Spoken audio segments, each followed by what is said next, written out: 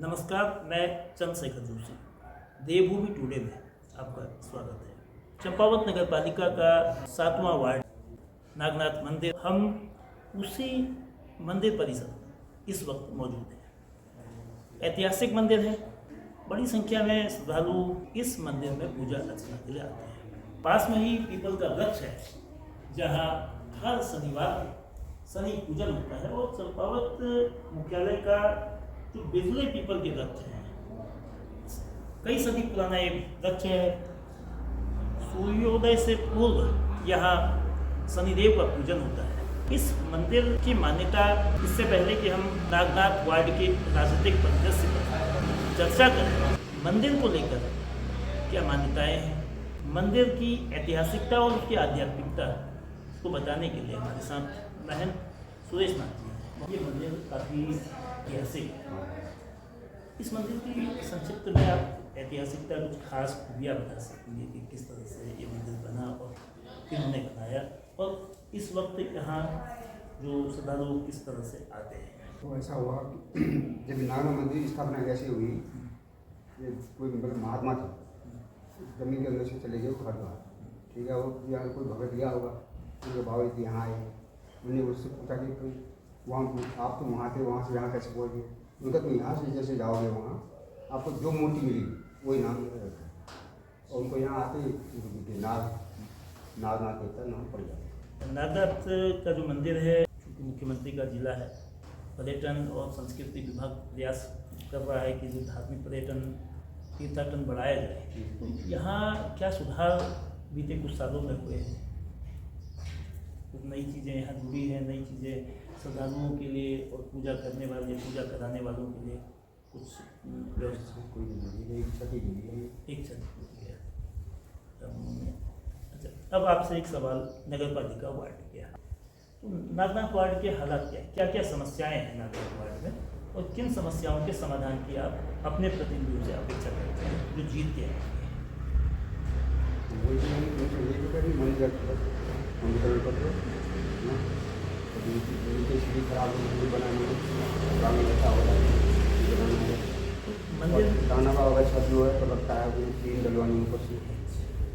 देवभूमि उत्तराखंड का जो चंपावत जिला है, इसमें चप्पे चप्पे में देव स्थल है। अधिकांश वार्डों के नाम भी मंदिरों के नाम पर है। नागनाथ वार्ड, इस वार्ड का नाम भी नागनाथ मंदिर के नाम पर है। नागनाथ वार्ड की चर्चा जो नगर निकाय के चुनाव 23 जनवरी को होने हैं, उसको लेकर है। चंपावत जिले के जो 9 वार्ड हैं, उसमें मतदाताओं के लिहाज से जूब के बाद नागनाथ वार्ड सबसे बड़ा है। 1146 मतदाता यहाँ हैं। लेकिन इससे भी ज़्यादा खूबी इस वार्ड की यह है कि इसमें महिला मतदाताओं की संख्या पुरुषों की अपेक्षा ज़्यादा है, और ये अकेला वार्ड है इस नगर पालिका में जहाँ महिला मतदाता पुरुषों से अधिक है। ये वार्ड, इसकी भौगोलिक स्थिति बहुत छितरी हुई है। वैसे ये वार्ड बेहद महत्वपूर्ण है। विकासखंड का जो कार्यालय है वह भी इस वार्ड का हिस्सा है। उस क्षेत्र में जो लोग रहते हैं वो यहाँ के मतदाता हैं। ये वार्ड वीवीआईपी शक्ल लिया हुआ है। वीवीआईपीओं के जो ठहरने का स्थान है, सर्किट हाउस, इसी वार्ड में है। ब्लॉक का कार्यालय, जो बीडीओ कार्यालय, सीएमओ कार्यालय, सूचना विभाग का कार्यालय, सिंचाई विभाग का कार्यालय, तहसील एक तरफ है, तो तहसील की जो कॉलोनी है, तहसीलदार के आवास और तहसील की कॉलोनी दूसरी तरफ है, वो इस नागनाथ वार्ड में है। नागनाथ वार्ड मैं कई जगह सकरे रास्ते हैं, खराब रास्तों के हाल हैं, पानी की समस्या मिली जुली है, कहीं पानी है, कहीं पानी कम है, पानी की शुद्धता एक अलग पैमाना है। इन सब बातों पर जो प्रत्याशी हमारे साथ हैं उनसे बात करेंगे। इस वार्ड में सीधा मुकाबला है। बबीता ररी मैदान में है, लगातार दूसरी बार वो चुनाव लड़ रही हैं। इस बार भारतीय जनता पार्टी के टिकट से मैदान में उनके क्या मुद्दे हैं, चुनाव में जनता का समर्थन अगर उनको मिलता है, सभासद वो बनती हैं, तो क्या प्राथमिकताएं होंगी, उनसे सीधे बात करते हैं। वोट के लिए लोगों से आप जनसंपर्क कर रहे हैं, तो आपसे लोग क्या कह रहे हैं और यहाँ की दिक्कतें जो आपने देखी वो क्या है? की दिक्कतें यही हैं, नाली की समस्याएं, बिजली, कूड़ा रास्तों में है और पानी वानी, यही चीज़ों के बारे में लोगों ने हमसे बातें करी। हम इतने दिन से प्रचारों में घूम रहे हैं, लोगों ने इसी चीज़ के बारे में बात किया। कहीं सड़कें नहीं हैं, कहीं नालियाँ नहीं हैं, लोगों के मकान पानी आ रहा है उनके अंदर। नगर पालिका बनने के बाद ये तीसरा चुनाव है, इनकी 10-11 साल हो चुके हैं, तो वार्ड में सुधार कितना हुआ है? जो पूर्व के प्रतिनिधियों ने अपनी जिम्मेदारियों को किस तरीके से निभाया है, मतलब क्या लगता है जो हालात क्षेत्र के हैं उसको देखते हुए? उनको देख के लगता है कि पहले जो 5 साल पहले जो वार्ड के मेंबर थे उन्होंने कुछ भी काम नहीं करा है। भ्रष्टाचार का ज़्यादा है नागनाथ वार्ड में, कुछ भी ऐसा काम नहीं हुआ है जिससे लोग संतुष्ट हों। वो खुद अभी हमें समर्थन दे रहे हैं कि आप लोग चुनाव लड़ो, हम आपके साथ हैं करके। आप चुनाव जीतने पर सबसे पहला काम क्या करेंगे? मेरा यही काम रहेगा कि रास्ते हैं, नालियाँ हैं, लोगों के घरों में पानी घुस रहा है, उनकी समस्याएं, साफ सफाई मेरा पहला प्राथमिकता है। बबीता जी के पति सूरज प्रहरी सक्रिय राजनीति में है, नामित सभासद रह चुके हैं और बीजेपी से जुड़े हैं। इस वार्ड के बारे में सूरज जी, आपने कई बार नगर पालिका के कामकाज को लेकर, पिछले वोट के कामकाज को लेकर गंभीर सवाल खड़े किए थे, तो स्थिति क्या है? मतलब वो जो तब आपने मुद्दे उठाए थे वो मुद्दे आज जीवित हैं? उन मुद्दों पर कोई कार्रवाई हुई? वो मुद्दे क्या थे?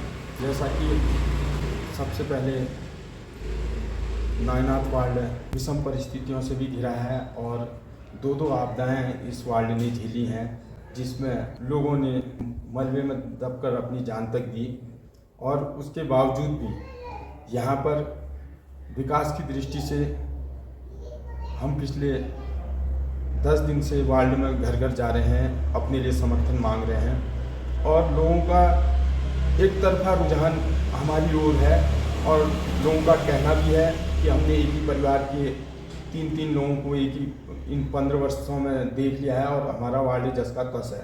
हमारी सुधलेवा कोई नहीं है। बरसात के समय झाड़ियाँ कटान होती हैं, नदी नाले आते हैं, उनसे कोई निजात हमें मिलती है, उनकी रोकथाम नहीं हो पाती हैं।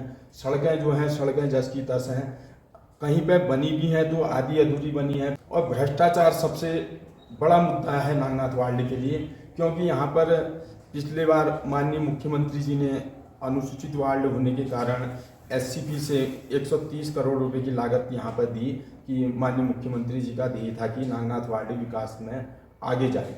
लेकिन जो जनप्रतिनिधि यहाँ पर थे, जनप्रतिनिधियों ने वो पैसा कहाँ खपाया, क्या खपाया, ये आज आपको वार्ड की जनता ही बताएगी। कहीं पर भी विकास की दृष्टि से कोई काम नहीं है। जो आपदाग्रस्त परिवार थे उनको पालिका की ओर से कोई राहत नहीं दी गई है।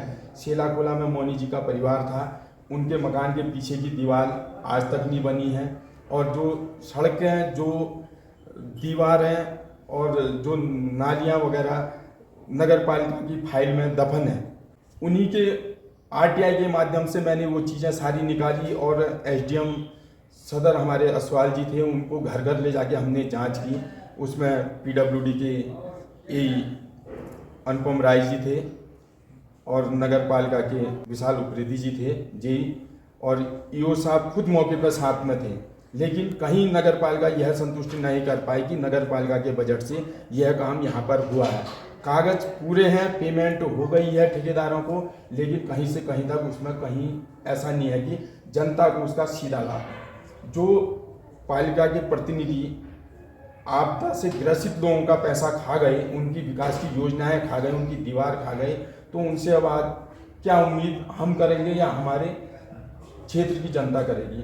और हमारा प्रयास यही है, नागनाथ बाबा के दरबार में है, जिन मूलभूत समस्याओं को पिछले 5 साल में जनता की समस्याओं को हमने आगे किया और जो भ्रष्टाचार के मामले उजागर किए और जो लोगों की समस्याएं हमने शासन प्रशासन तक पहुंचाई, हमारा सबसे पहले समाधान वही होगा कि आम जनता को उनकी मूलभूत समस्याओं से उनको लाभान्वित करना।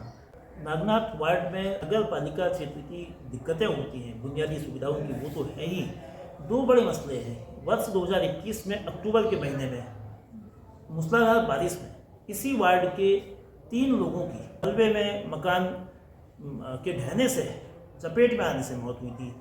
आपदा राहत राशि उनको आपदा प्रबंधन विभाग से मिली थी, लेकिन नगर पालिका की ओर से जो सहूलियतें दी जानी चाहिए थी, सूरज जी का कहना है कि वो नहीं मिली। दूसरा, भ्रष्टाचार इस वार्ड की बड़ी समस्या है।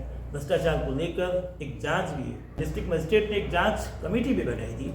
जांच पूरी हो चुकी है, लेकिन उस जांच की रिपोर्ट का अभी भी इंतजार है।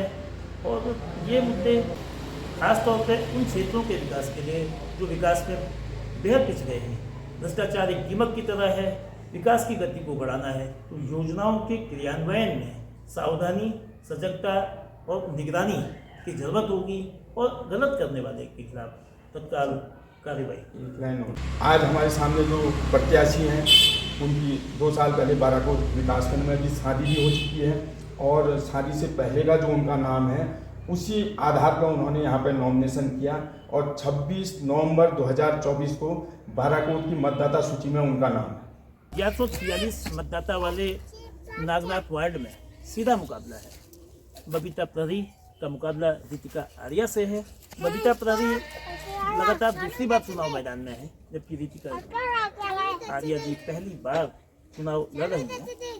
इस बार वो चुनाव क्यों लड़ रही हैं, चुनाव में उनके क्या मुद्दे हैं, क्या क्षेत्र की समस्याएं हैं, इस पर सीधे बात करते हैं।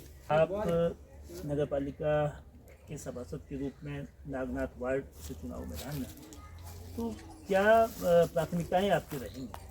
मेरा सबसे पहला मुद्दा होगा कि जो हमारी महिलाएं हैं जो पहाड़ की घर में रहती है, उनके लिए रोजगार के लिए कि हम कोई रोजगार का अवसर उन्हें उपलब्ध कराएं। और दूसरी है कि हमारा जो नगर पालिका नागनाथ का क्षेत्र है, इसको साफ सफाई की व्यवस्था रखना।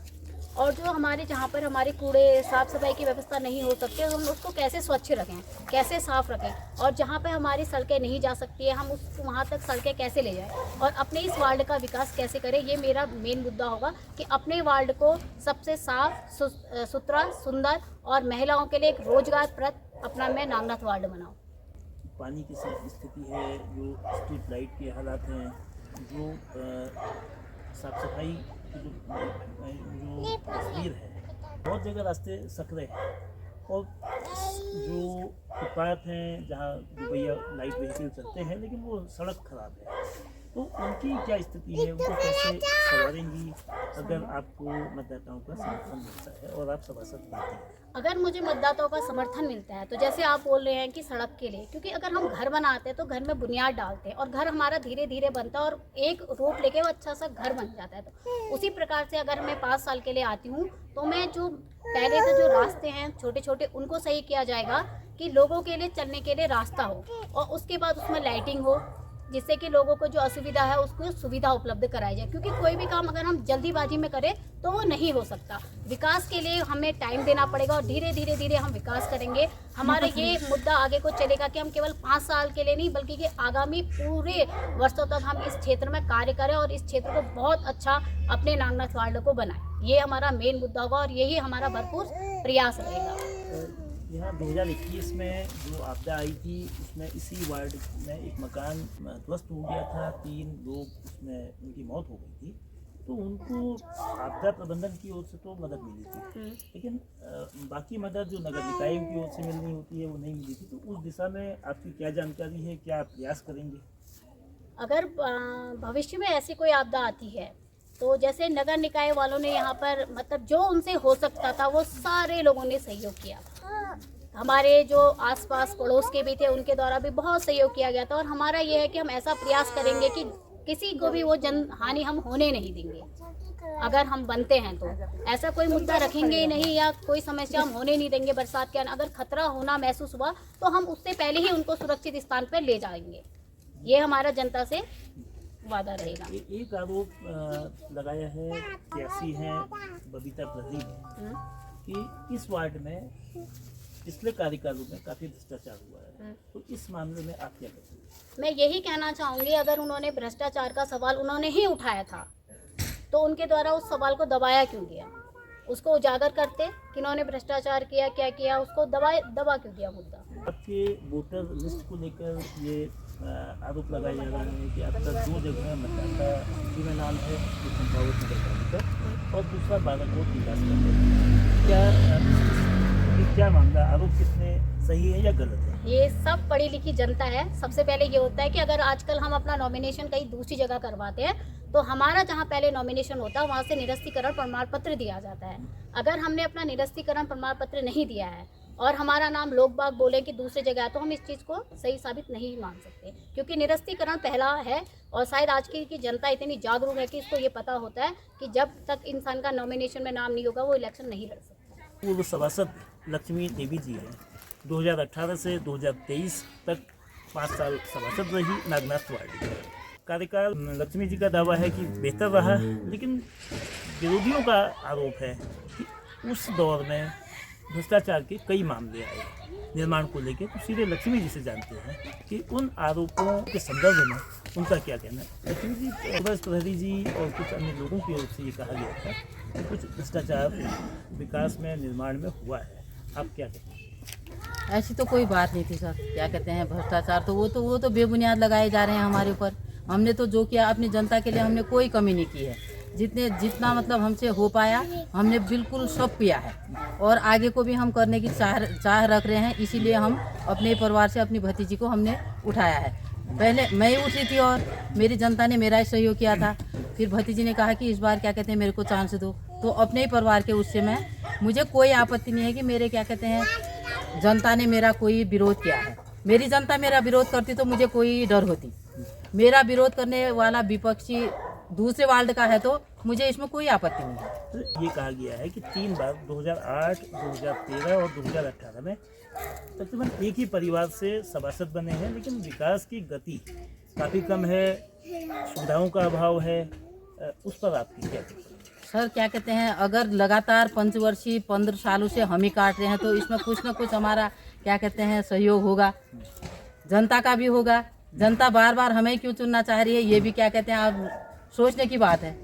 जो आरोप प्रत्यारोप राजनीति में नए नहीं है, और इस वार्ड में भी जो नगर निकाय की सियासत हो रही है उसमें आरोप लग रहे हैं। सूरज प्रहरी जो भारतीय जनता पार्टी के नेता हैं उन्होंने आरोप लगाए और आरोपों का जवाब लक्ष्मी देवी जी ने बेबाकी से दिया।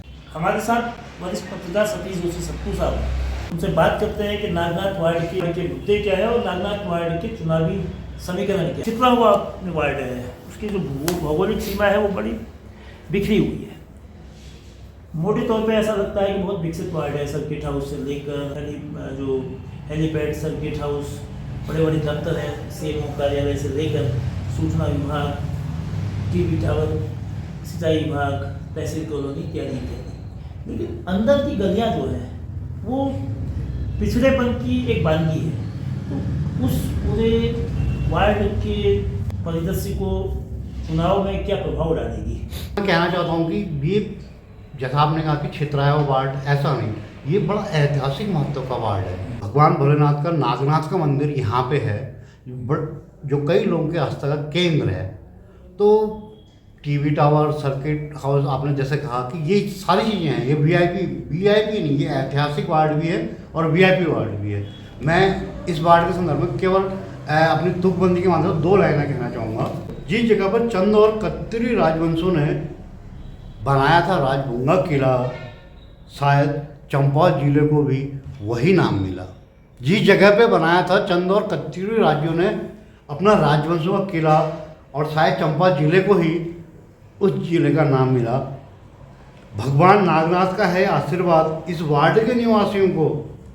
शनिदेव भी हैं यहाँ, जिन्हें कोई नहीं अपने स्थान से सका हिला, जिन्हें कोई भी अपने स्थान से नहीं सका हिला। रानी का चबूतरा हो या रानी का नौला, टीवी टावर हो या सर्किट हाउस, इन्हें देखकर ही तो हमें मिलता है ज़िंदगी का हौसला। इन्हें देखकर ही तो हमें मिलता है ज़िंदगी का हौसला। और अंतिम लाइन कहना चाहूँगा, 23 जनवरी को है मतदान, 25 जनवरी को होगी मतगणना। बस देखना यह है कि जनता किसके हक में लेती है फैसला, किसके हक में लेती है फैसला। बहुत बहुत धन्यवाद सतीश जी, आपने कविता के माध्यम से सारी बात कह दी। हमारे साथ नागनाथ वार्ड की मतदाता ममता तड़ागी जी है। इस वार्ड में क्या समस्या है, वो 23 जनवरी को वोट देने के लिए उनके क्या आधार, उनके विकास की क्या उनकी ज़रूरतें हैं, वो बताएंगी। ममता जी, जब ऊपर से नीचे को आ रहे थे तो जो रास्ता था वो बड़ा सकरा था, टूटा हुआ भी है, क्या है उस रास्ते की स्थिति? टूटा हुआ तो अभी पाइपलाइन भी है, संकरा तो है ही रास्ते की व्यवस्था भी अच्छे से नहीं है। और अब जो समस्याएं आपको क्या यहाँ क्या सुविधाएं हैं, क्या सुविधाओं की आप अपेक्षा रखते हैं? और क्या कहते हैं, ये पानी की निकासी के लिए नालियाँ नहीं है। पानी अब इधर उधर ऐसे ही बहता रहता है। पानी आता है और स्ट्रीट लाइट नहीं है, कहीं रास्ते सब अधेरे हैं। स्ट्रीट लाइट कहीं कुछ नहीं। अब यहाँ हमारे वहाँ तो नहीं है। अच्छा, आप लोगों ने मांग करी, कभी नगर पालिका को कहा तो नगर पालिका ने क्या किया? नगर पालिका से कहा तो सही, अब नाली के लिए पहले कहा था, कुछ उसमें नहीं हुआ कार्य। और स्ट्रीट लाइट भी नहीं लगी है। इधर से यहाँ तक आप जाएंगे, यहाँ से वहाँ तक कोई व्यवस्था नहीं है उजाले की। तो अंधेरा भी है। हाँ, अंधेरा ही है। अच्छा, रास्ता और नहीं ठीक नहीं है। रास्ते भी सग रहे हैं, आप देख रहे हैं, आप खुद ही देख रहे हैं। 5 सालों में क्या सुविधाएं मिली हैं, क्या सुविधाएं नहीं मिली? आप लोग हाउस टैक्स देते होंगे, आप लोग तमाम तरह के जल मूल्य और इस देते होंगे, तो उसके बदले कुछ फैसिलिटीज भी मिलती हैं। फैसिलिटीज क्या मिलती है? सफाई की क्या स्थिति है? सफाई, कूड़ा उठता है, कूड़े का कैसे? कूड़ा उड़ता है, कभी कभी आते हैं, कभी नहीं आते हैं। कूड़े वाले भी कभी दिखते हैं, कभी नहीं दिखते हैं। हम खुद ही वहाँ पहुँचाते हैं कूड़ेदान में कूड़ा। यानी कि जो नगर पालिका का काम होता है ना, बुनियादी सुविधाएं देना, नागरिकों की बहुत मामूली समस्याएं होती है, जो स्ट्रीट लाइट की है, साफ सफाई की है, थोड़े से रास्ते ठीक हो जाएं। तो इनमें अभी मतलब आप तो यही है ना, यही चीज़ों की व्यवस्था नहीं है। तो धन्यवाद। नगर पालिका से यही अपेक्षा है कि मतलब जो सार्वजनिक है, यही चीज़ें सही हो जाएं। अब रास्ता सार्वजनिक है, नालियाँ सार्वजनिक हैं। नागनाथ वार्ड का ये ब्लॉक के पास का हिस्सा है। हम इस वक्त रात में इसलिए इस वार्ड में आए हैं कि स्ट्रीट लाइट की क्या स्थिति है, सुविधाओं की जो सामान्य सुविधाएं नगर निकायों के जरिए मिलती है, उसकी तस्वीर क्या है, ताकि रात के अंधेरे में सच का उजाला दिखाया जा सके। राजेंद्र लाल जी हमारे साथ हैं, छोटी सी दुकान चलाते हैं। क्या समस्याएं हैं? नगर पालिका बनने के बाद 2 सभासद यहाँ से हो चुके हैं और 2 चेयरमैन भी जाहिर है। तो उन सभासदों ने, उन पालिका अध्यक्षों ने इस क्षेत्र की समस्याओं को लेकर कितनी संजीदगी दिखाई? कुछ नहीं करा। राजेंद्र लाल जी, जो आपने दिखाया, जो सभासद श्री देवी जी अभी थी, जी पालिका अध्यक्ष विजय वर्मा जी थे, तो इन 5 सालों में जो 2018 से 2023 तक क्या हुआ और उसके बाद 1 साल प्रशासक का रहा? कुछ नहीं करा सर। दिक्कतें क्या हैं? इस दिक्कतें पत्थर की है, ऊपर से नाला आ रहा है और रोड बैठ रही है। यहाँ पर आए सब, एसडीएम साहब भी आए, चेयरमैन साहब भी आए और वार्ड मेंबर, किसी ने कुछ नहीं करा। हो जाएगा बोलो बस। तो आपके मकान को, क्योंकि ये जो बड़ा सा बोल्डर है, बहुत विशाल का है, तो ये मकान के ठीक सामने, तो इसको लेकर आपको किस तरह का खतरा महसूस होता है? और खतरे से बचाव के लिए क्या आपने नगर पालिका, जिला प्रशासन, तहसील प्रशासन कहीं पत्र दिया, कहीं जानकारी? सब आए सर यहाँ, लेकिन कुछ नहीं करा। हो जाएगा बस, हो जाएगा। 23 तारीख को वोट पड़ेंगे। जी हाँ, 23 को पड़ेंगे। तो 23 जनवरी को जब वोट होंगे, तो अब प्रत्याशी अब तो आ रहे होंगे, अब वो क्या कहते हैं? अब आते हैं, बस हो जाएगा, जीतेंगे, हो जाएगा। मतलब जीतने के बाद? जीतने के बाद। और जैसे रास्ते भी जो दिख रहे हैं, इधर तक तो छुटपुट खड़ंजा बिछा हुआ है जी, लेकिन ये मिट्टी वाली रोड है, तो क्या बरसात के समय इसमें आवाजाही सुरक्षित होती है या खतरा होता है? खतरा होता है सर, पूरा अंदर मलबा घुस गया एक बार मकान के भी। जी, बच गए दोनों बाप बेटे। वो तो उसका वीडियो भी है मेरे पास। वीडियो है लड़की के पास। हाँ, वो वीडियो भी दिया मैंने पटवारी जी को। उसके बाद भी वही उन्होंने कहा हो जाएगा, या आपको ये रेन बसेरे में हम रहने की सुविधा दे देते हैं बोला। कोई मुआवजा मिला, कोई राहत राशि? मुआवजा मिला 5,500 मिला। अच्छा, 5,500 रुपया जी। उस मलबे को हटाने के लिए। उससे ज़्यादा तो फिर अब मामा खुद ही लग गया, उससे ज़्यादा लगा होगा। वीडियो में आप नीचे तक है, अभी तो नीचे का निकला ही नहीं है मलबा। नीचे का मलबा नहीं। ये पूरा ब्लॉक का जितना मलबा आता है ऊपर का नाला, ये सब वो सब हमारे घर आता है। ये ऊपर से जो एक रोड जा रही है ऊपर, जोशी जी के मकान से ऊपर से जितना जो सामने जो नए मकान बने हैं, इस मकान के जो भी भरान की मिट्टी होगी वो सारी मिट्टी मलबे के रूप में यहाँ हमारे घर पे आ ये सीमेंट वाली रोड है। ये सीमेंट वाली रोड है, ये सारी मिट्टी वो तब गई है अभी भी। अच्छा, ये सड़क पहले सीमेंटेड थी जी। हाँ। और बाद में ये रोड मतलब मिट्टी के मलबे से पट गई है। पट गई है। तो अपने बचाव के लिए हमने ऐसे लगा रखा है मट्टी अंदर ताला ना जाए। नागनाथ वार्ड में जूब के बाद सबसे अधिक वोटर हैं 1146। खास बात यह है कि यहाँ महिला वोटर की संख्या पुरुषों से ज़्यादा है। महिलाओं की जो दिक्कतें हैं, महिलाओं को जो सुविधाएं इस वार्ड में चाहिए, क्या वो मिल रही हैं, इसको बताने के लिए लक्ष्मी जी हमारे साथ हैं। लक्ष्मी जी, यहाँ किस तरह की सुविधाएं पूर्व में मिलती रही हैं और क्या असुविधाएं हैं जिसकी आप लोग अपेक्षा करते हैं अपने आने वाले प्रत्याशियों से? यहाँ क्या कहते हैं, ये पानी आता है ऊपर से तो सब नीचे हमारा घर है, मकान वहाँ लेटिंग फिट है, मेरे उसमें चले जाता है। हाँ, और ये रात में बारिश में उठ के हम नाले बनाते हैं, और यहाँ के एसडीएम लोग कोई सुनते ही नहीं है ना। बार यहाँ पानी आनी भर जाता है, तो बारिश में आके रात में छोटे छोटे बच्चे हैं वो सफाई करते हैं यहाँ, और ना वो बेचते हैं यहाँ, लेबर तक नहीं बेचते हैं। हम लोगों ने सफाई कर रखी है यहाँ। अभी भी भवन कर मेरा 22,000 कुछ दे रखा है। अच्छा। लेकिन सफाई करने के लिए कोई नहीं आता है यहाँ। कूड़े की गाड़ी नहीं आती हमारे, हम दूर तक जाते हैं यहाँ को कोई वो नहीं है, सफाई सुविधा नहीं है सफाई की। कभी झाड़ू लगाने के लिए यहाँ को नहीं आते, बस वहाँ तक आएंगे, वो वहाँ तक, वहाँ से इधर को बढ़ेंगे ही नहीं, गाड़ी नहीं आती है यहाँ। कूड़ा निस्तारण कैसे होता है? ले जाते हैं चौराहे जहाँ उधर की रोड है वहाँ जाते हैं कूड़ा फेंकने के लिए, वोट मांगने के लिए तो पहुँच जाते हैं यहाँ। तो आप लोग जो कार्यकाल पिछली पालिका का रहा उससे कितने संतुष्ट हैं, कितने? हम तो नहीं है सर, हम तो नहीं है। काम का सेटिस्फैक्टरी, संतोषजनक कुछ नहीं है, बस हो जाएगा बोले हैं। मतलब नेता केवल भरोसा देते हैं और पीछे बस फिर कुछ नहीं करते हैं। जीत जाएंगे तो फिर शक्ल भी नहीं दिखाते हैं यहाँ। नागनाथ का ये वार्ड वीवीआईपी वार्ड इस मायने में है कि सर्किट हाउस जिसमें अति विशिष्ट अतिथि ठहरते हैं वो इसी वार्ड में ऊपर है। यहाँ से तकरीबन 1 किलोमीटर दूरी पर है। हेलीपैड जो हवाई सफ़र के लिए भी है और वीवीआईपी के आने जाने के लिए भी वो है। तमाम कार्यालय हैं, लेकिन जो सुविधाओं का आलम है, जो हालात क्षेत्र के लोग बता रहे हैं, वो बेहद चिंता पैदा करते हैं। चुनाव से पहले नेता आते हैं, वोट मांगते हैं, नतीजे के बाद वो पीठ दिखाते हैं। जो वादे 5 साल पहले किए गए, उन वादों का हिसाब यहाँ के लोग मांग रहे हैं। बरसात के वक्त उस क्षेत्र के लोगों की हर रात की नींद उड़ती है और दिन का चैन भी जाता रहता है। सामने पत्थर है, एक ऐसा पत्थर जो मकान के लिए खतरा बना है। क्षेत्र की जो बुनियादी सुविधाएं हैं सफाई की, उसका अभाव है। कूड़ा निस्तारण के लिए, कूड़े को फेंकने के लिए यहाँ से कई 100 मीटर दूर जाना होता है।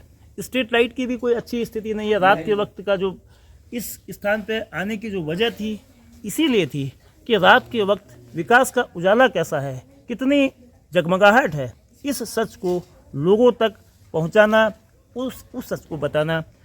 तो यहाँ तमाम बुनियादी सुविधाएं जो नगर निकाय के जरिए होनी चाहिए, उसका पूरी तरह से अभाव है। भू धसाव की भी स्थिति है। बच्चे अंधेरे में आते हैं, सब जगह ऊपर को पोल लाइट है, यहाँ को है ही नहीं। बच्चे अंधेरे में कितने बार गिर गए हैं। हर वार्ड में नगर निकाय की जिम्मेदारी है कि वह सार्वजनिक पथ प्रकाश की व्यवस्था करे, लेकिन ये क्षेत्र अभी भी जैसे दिख रहा है कि अंधेरे में है, स्ट्रीट लाइट नहीं है जैसा क्षेत्र के लोग कह रहे हैं। तो 23 जनवरी को इस क्षेत्र के लोग, नागनाथ वार्ड के लोग मताधिकार का प्रयोग करेंगे।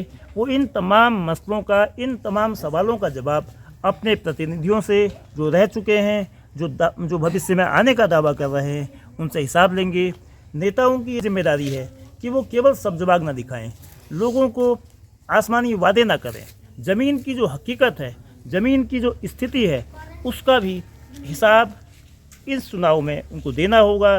23 जनवरी को जब वोट होगा, इस क्षेत्र के लोग इन सब आश्वासनों को तोलेंगे जो कहा गया था 5 साल पहले और जो किया गया है 5 साल के अंतराल में। उनका जो बही खाता है वो 23 जनवरी को बैलेट बॉक्स है उसमें पड़ेगा और 25 तारीख को हिसाब किताब सार्वजनिक होगा।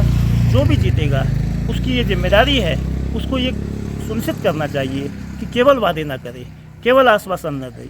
लोगों की तकलीफ़ें 5 साल केवल वोट तक के लिए ना सुने। इस समस्या का समाधान निरंतर प्रक्रिया में होता रहना चाहिए, तभी लोकतंत्र का भी कोई मतलब है।